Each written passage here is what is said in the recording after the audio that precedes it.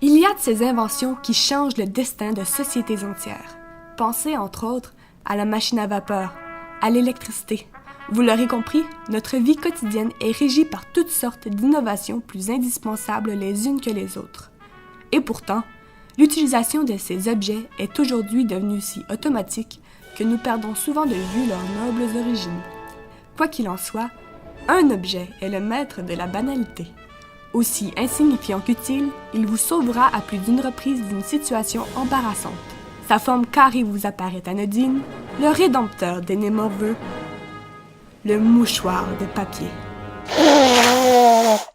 Et oui, il fut un temps où les papiers mouchoirs n'existaient pas. Pour le comprendre, il faut remonter jusqu'en Antiquité. C'est sous le nom de silarium que l'ancêtre du mouchoir est apparu en Rome antique. À l'époque, on se servait d'un bout de tissu ou d'un haillon pour essuyer la sueur du front. Il faut attendre après la Renaissance, au 16e siècle, pour voir les Européens se servir du tissu comme mouchoir. Il prend alors toutes les formes, en rond ou en triangle, en passant par le rectangle.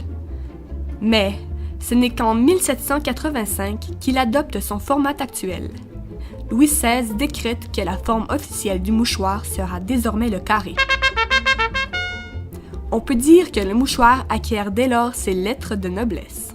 Dentelles, broderies, soie, perles et autres fioritures ornent désormais les carrés de tissu. Ils deviennent des objets de luxe dont nobles et bourgeois ne peuvent se séparer. Hélas, leurs heureux propriétaires se doivent de les laver et de les repasser. Ah, les inconvénients de la prospérité. Nous n'en sommes cependant pas encore au mouchoir tel que nous le connaissons. En 1920, la compagnie Kimberly-Clark invente le papier crêpé ouaté et produit les Kotex, qui sont en fait des serviettes sanitaires jetables. L'intimité des femmes est tabou à l'époque. Le produit est un flop. Afin d'utiliser les surplus de papier qu'occasionne cette ratée, la compagnie y ajoute ce qu'on appelle de la pâte cellulosique et crée des lingettes démaquillantes. La première version des mouchoirs faciaux Kleenex est née.